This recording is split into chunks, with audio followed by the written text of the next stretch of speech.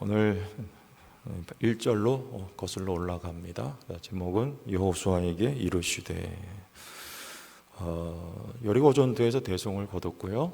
아이성 전투 두 번을 치러야 됐습니다. 왜냐하면 첫 번째에서는 패배를 했기 때문이죠. 그래서 재정비하고 특히 마음의 힘을 얻고 여호수아는 주저앉았던 자리에서 일어서서 다시 다름질을 시작합니다. 두 번째 전투에서는 승리를 거두죠.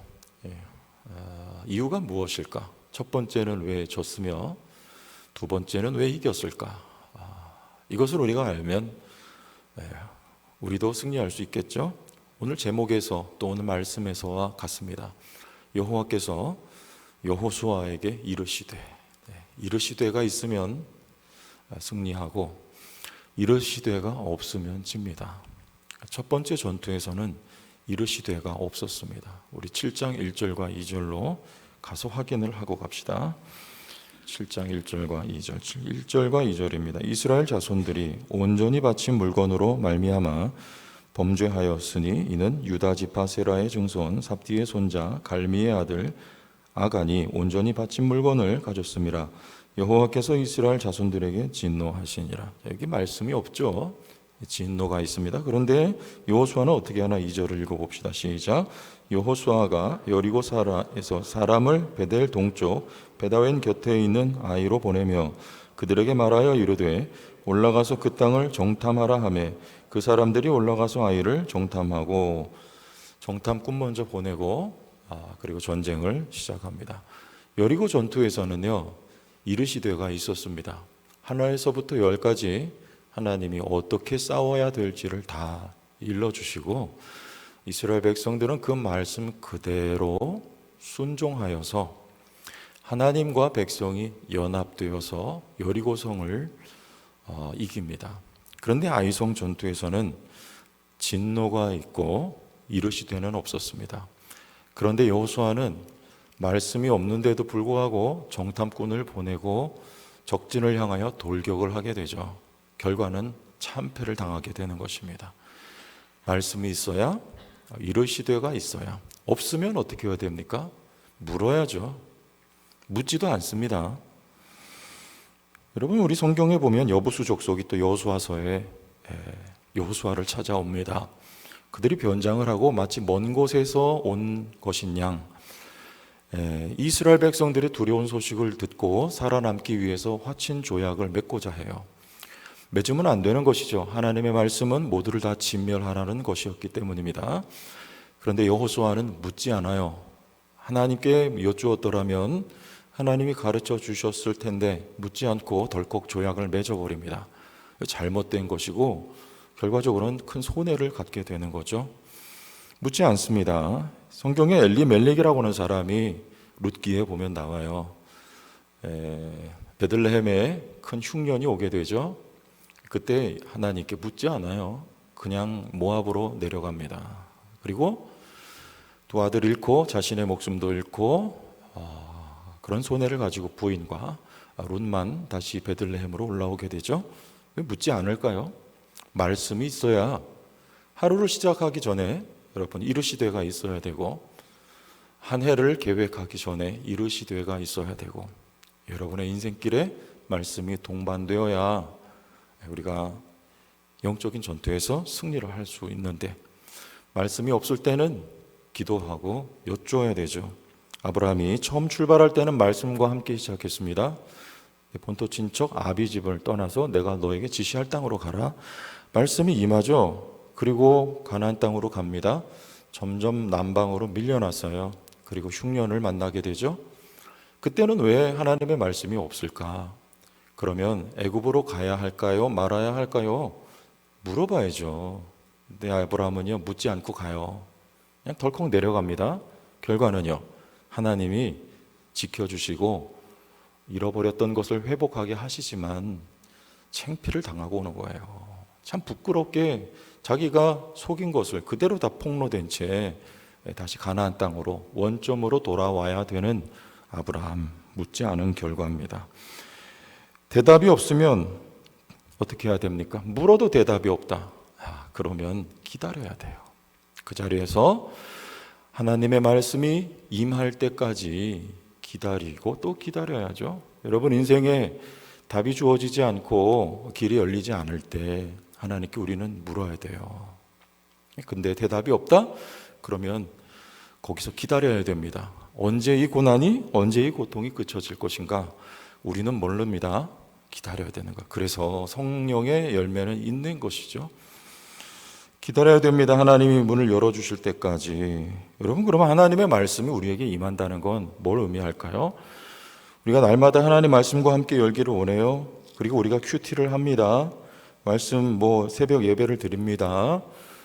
그런 가운데 우리에게 기도하는 가운데 하나님이 지시하시는 감동 있을 수 있습니다. 그러나 첫째는 이건 뭐냐면 이 성경 말씀은 우리의 모든 삶을 구체적으로 모든 케이스마다 일일이 일러주는 책이 성경은 아니에요. 우리가 그렇게 오해하면 안 돼요. 그래서 오늘날 아침에 성경을 딱 펴고 이렇게 그냥 직접 그 말씀을 막 나에게 갖다 적용시켜버린, 이거는 잘못하고 우를 범하는 거고요. 성경은 원리를 제시해 주는 거거든요. 원리. 여러분의 삶에 굵은 선을 던져줍니다. 그럼 우리가 그걸 붙들고 원리가 뭔지를 적용하는 거죠. 원리는 한 가지, 그러나 적용은 1000가지, 10,000가지로 나올 수 있어요. 예를 들면 술 먹고 담배 피는 건 우리 구원과 아무 관계가 없어요. 술 먹고 담배 피워도 천국 가요. 그렇다고 성경에 술 먹지 말라는 말이 없고 술 취하지 말라고 했으니까 나는 술을 마셔도 된다. 이건 순 억지죠. 원리를 잡아야 되는 거예요. 원리. 하나님이 원하시는, 우리에게 주신 이 말씀, 술 취하지 말라는 거 반대로 성령의 충만함을 받으라 했는데 술 취하면 되겠습니까? 안 되겠습니까? 하나님이 원하시는 게 뭐냐? 원리를 붙들고 나에게 적용을 해봐야 되는 거죠. 여러분, 이중장부 쓰면 됩니까? 안 됩니까? 성경에 그런 말이 있어요? 없어요? 우리 장사하는 분들 혹시 계실까? 성경엔 없지만 원리를 붙들고 나에게 적용을 해보세요. 하나님 기뻐하시는 일이냐 아니냐? 원리가 있습니다. 원리를 붙들고 나에게 적용하는 것과, 두 번째, 하나님을 늘 의식하고 의지하고 주님이 말씀하시면 그대로 하겠습니다라고 하는 태도, 이걸 갖추는 거예요. 늘 민감하게 우리가 영적인 안테나를 하나님께 펼치고 어느 때 어느 순간 하나님의 나에게 말씀하시면 그대로 하겠습니다라고 하는 순종의 태도와 자세, 그리고 그때까지 하나님을 의지하고 의식하고 기다리는 인내. 여러분, 이것을 우리가 가져야 된다. 그게 이르시되가 있는 성도예요. 믿습니까? 이해되세요? 하나님의 말씀이 있어. 말씀과 함께 늘 주께 여쭈어도 없으면 기다리면서 하나님을 의식하고 의지하면서 주님이 나에게 한 말씀 하시면 그대로 순종하겠다고 하는 믿음의 태도, 이게 중요한 것입니다. 여호수아는 이게 없었어요. 덥석 달려나갑니다. 목적이 뭡니까? 이제 나와요. 그러면 안 되는 거예요.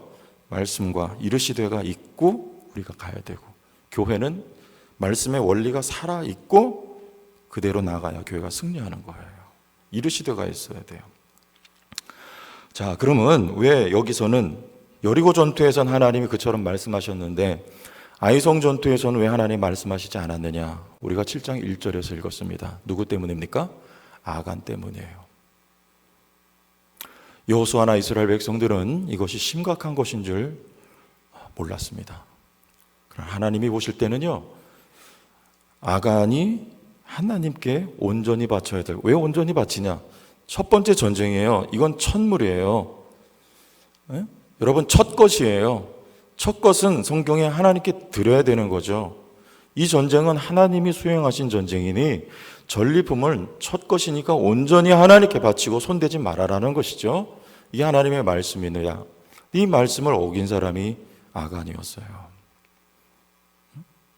하나님이 이거 해결하고 이거 좌시하지 않겠다는 거예요.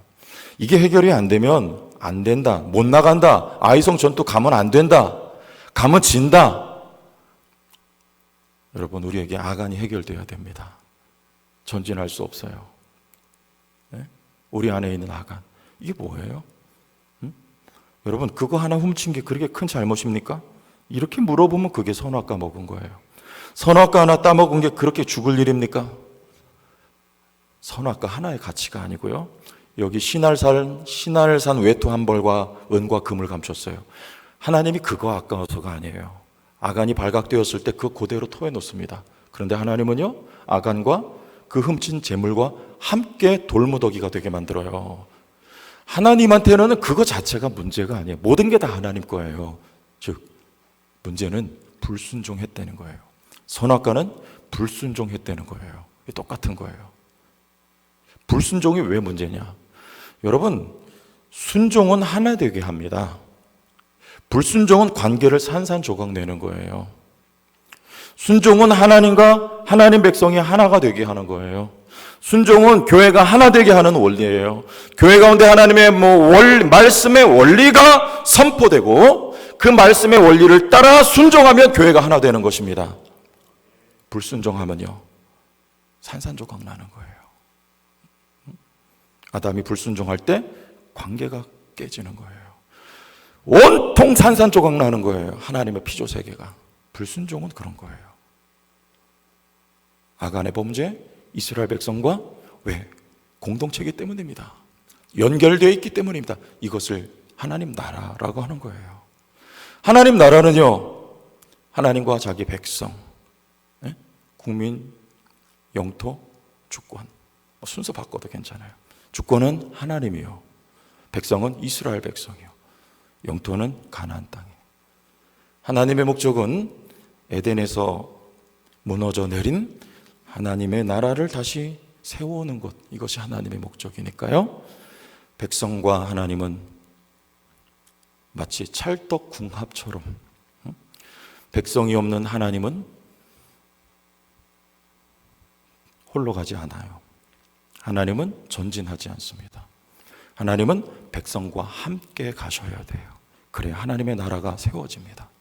하나님은 그래서 백성을 버려두고 갈 수가 없어요. 하나님의 목적과 의도는 하나님의 나라를 세우는 것이기 때문입니다. 가나안 땅에 하나님과 백성이 여리고성을 무너뜨렸던 것처럼 하나님은 말씀하시고 백성은 그대로 순종하여서 하나님과 백성이 연합하여 하나 되어 그 땅을 점령하는 것, 그래서 하나님의 나라를 세우는 것, 하나님의 나라가 하나님의 목적이에요. 순종이 요구되는 이유입니다. 불순종한다, 하나님과 관계에 문제가 생기는 것입니다. 이게 해결이 안 되면 하나님의 꿈이 실현이 안 되기 때문에, 백성과 함께 그 땅을 정복해야 되기 때문에, 그래서 이 문제를 좌시할 수가 없으며 반드시 해결해 놓고 아이성으로 너희를 보내겠다는 것이 하나님의 중심이며 마음이었다는 것이죠. 여러분, 우리에게 순종이 중요한 이유입니다. 불순종은 하나님 관계 문제가 생기게 돼요. 모든 것이 산산조각, 교회가 깨집니다. 하나님의 나라가 흐트러지는 것, 원수 마귀의 전략이며 그 계략에 속아 넘어간 우리의 불순종. 무엇이 우선입니까? 아이성 점령하는 것은 우선이 아니죠. 여호수아는요, 아이성 점령하는 것이 우선이었습니다. 아이성은요, 따놓은 당상이에요. 그건 하나님이 이미 주신 거 아닙니까? 아브라함에게 하나님이 약속하신 거죠. 너에게 아들 주고 땅 주고, 하나님이 주겠다고 한 거예요. 이미 주신 거예요. 여호수아에게 내가 주었다고 하나님이 이미 약속한 거예요.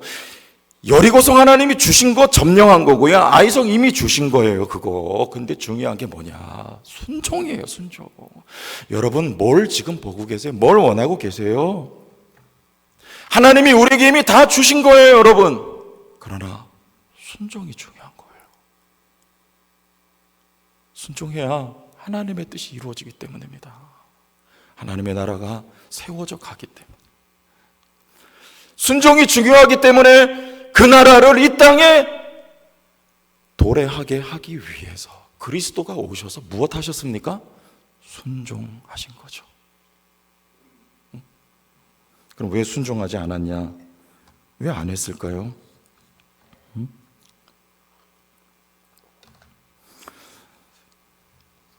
왜 안 했어요? 지금 뭘 보고 있는 거예요?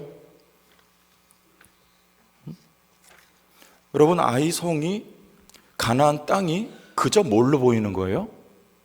세상 가치예요. 지금 그냥 이 땅값 얼마냐 할 때 그 땅이에요. 아이성, 그냥 그 성이에요. 하나님은요, 이 땅이, 이 백성이 하나님의 나라예요. 그런데 아담은요, 그 에덴이 그냥 그 에덴, 왜 불순종했냐면 내가 선악과를 먹으면 하나님처럼 돼요.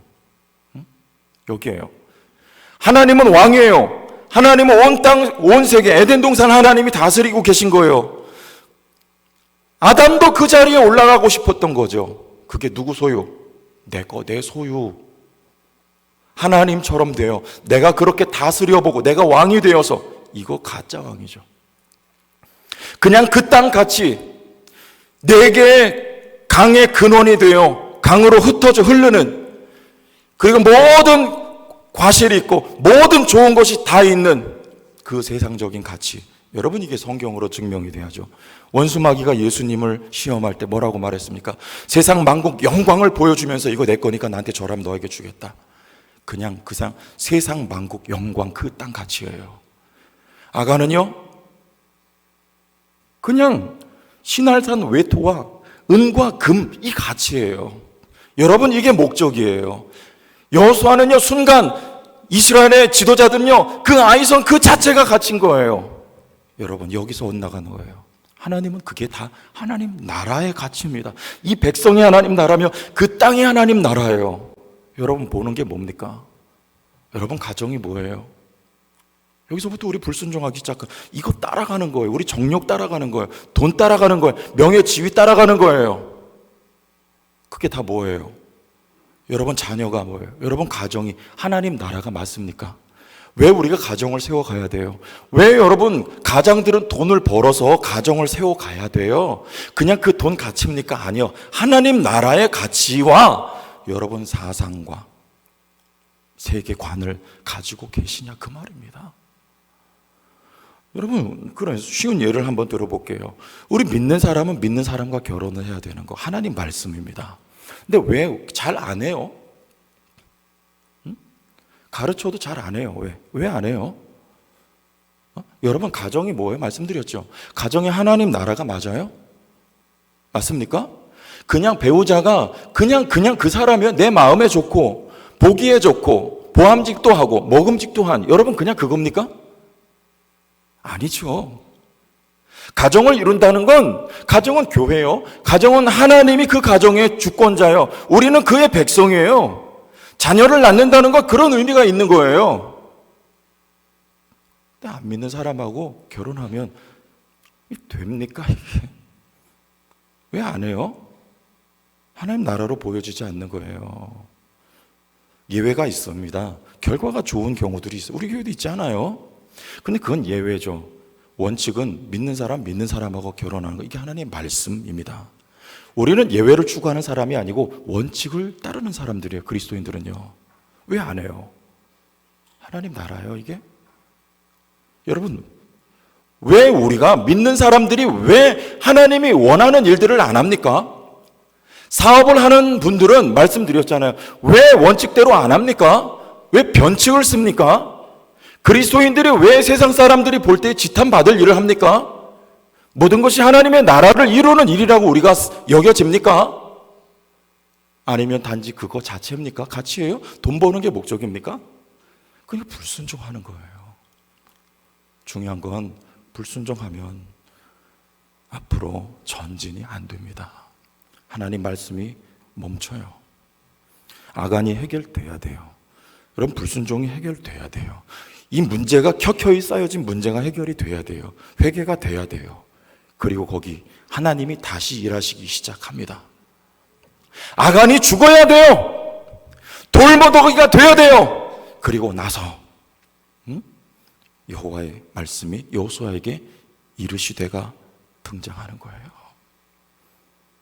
여러분, 우리 교회, 여러분의 삶에 하나님의 말씀의 원칙이 먼저 세워지고요, 순종하는 분들이 되길 바라고요, 말씀과 함께 일어서는 축복이 있기를 원합니다. 우리 교회가 그렇게 돼요. 하나님 일하시기 시작하는 거예요. 두 번째 말씀드렸죠. 세 번째는 이런 이유입니다. 다시 한번 8장 1절을 읽어봅시다. 8장 1절 여호와께서 시작. 여호와께서 군사를 다 거느리고 일어나 이로 올라가라. 거기까지 군사를 다 거느려라. 이 여리고 전투에서 군사를 다, 모든 백성이 다 200만 명이 다 제사장들이 앞장서고 궤를 메고 다 여리고를 돌았어요. 다 싸웠어요. 그런데 아이성 전투에서는요 2-3천 명만 올려보냅시다. 지도자들이 그래요. 이유가 뭡니까? 여리고는 컸어요. 아이는 작았어요. 뭘 따지는 겁니까? 효율을 따지는 거죠. 효율을 따진다는 말은 손해보지 않겠다는 거죠. 이익을 추구하는 거죠. 그러니까 효율을 따지죠. 여러분, 효율을 따지는 게 잘못입니까? 아니죠. 상식적인 일이죠. 우리는 매사의 효율을 따져야 돼요. 시간의 효율을 따져야 돼요. 돈을 쓰는 효율을 따져야 돼요. 효율을 따져야죠. 그런데 하나님은요, 효율보다 가치를 우선하신다는 걸 알아야 돼요. 무슨 말입니까? 다 가야 돼요.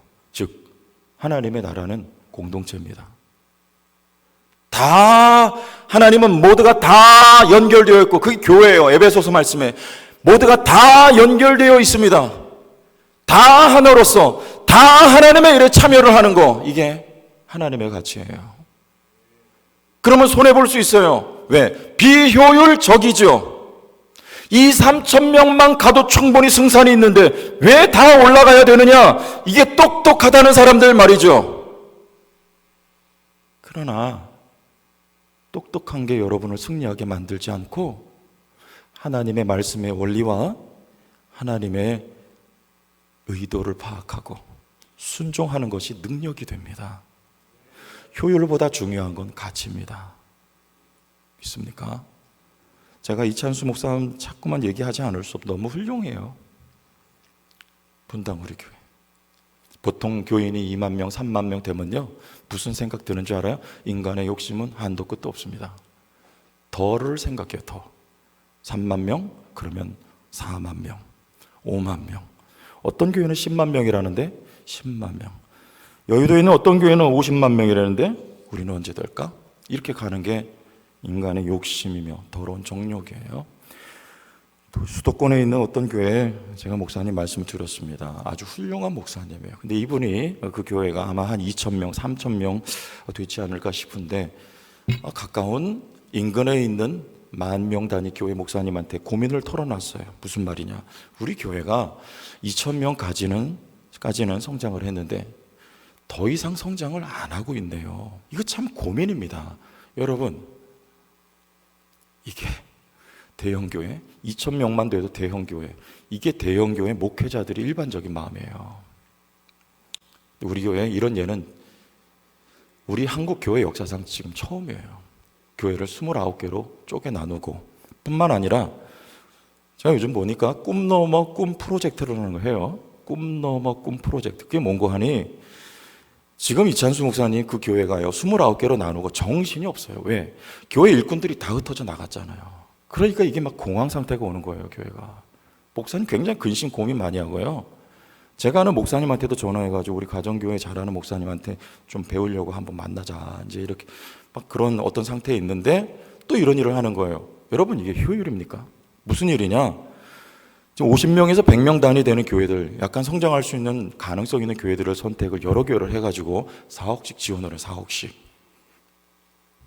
예배당 비용으로 4억씩 지원하고 그 목회자들에게 목회 노하우를 다 전수해줘서 경제적으로, 그리고 그들의 실력을 배양해서 일어설 수 있도록 돕는다는 거예요. 저는 참 정말 우리 선배지만서도 참 존경하지 않을 수가 없어요. 저도 그렇게 못할 것 같아요. 여러분, 이게 효율입니까? 지금 내 교회 코가 석자예요. 29개 분립하자마자 여러분 얼마 되지도 않아서 또 4억씩 교회 재정을 지출하고요. 교회들을 돕겠다는 거예요. 여러분, 이건 제 정신이 아니죠. 무슨 정신이에요? 예수 정신입니다. 네? 여러분, 이게 효율입니까? 아니에요. 교회는요, 우리 인생은 효율도 물론 따질 때가 있어요. 따져야 돼요. 그러나 효율보다 우선은 가치입니다. 믿습니까? 우리가 왜 선한 일을 해야 되느냐? 우리 교회를 생각해야죠. 그러나 그보다 우선은 가치예요. 하나님이 지금 원하고 계신 게 뭐냐? 하나님의 마음에, 하나님의 이끌는 하나님의 심정이 지금 어디가 있느냐? 하나님의 이 역사의 흐름과 방향이 어디로 향하고 있느냐? 이것을 말씀 속에서 원리를 붙들고 말씀 속에서 깨달아 알고 하나님이 노저 항해하는 그 방향으로 우리가 함께 그 흐름을 타고 가야 되는 거. 여러분, 이게 교회가 잘 되는 길이고요, 여러분 인생이 순풍에 돛단 인생이 되는 비결입니다. 하나님은요, 가치를 우선하시는 거예요. 이 하나님의 말씀입니다. 여러분, 우리 교회 여러분 인생이 이 말씀의 원리와 원칙이 바르게 세워지기를 원해요. 그러려면 목사가 중요한 거예요. 늘 말씀 앞에 엎드려서 목에 칼이 들어와도 하나님의 말씀의 원리를 선포해야 되는 것이며, 교회는 말씀 중심으로 순종하여 하나가 되어 나가야 되는 거예요. 여러분의 삶에 이 말씀의 원리가 중심에 세워져야 되는 것이며, 여러분 삶에 적용하고 말씀 따라 가야 되는 거예요. 여호수아에게 여호와의 말씀이 이르시되로 임했던 것처럼 교회 여러분의 삶에 이르시되가 있으며 말씀의 능력이 나타나는 은혜와 역사가 지속되기를 예수님의 이름으로 축원합니다.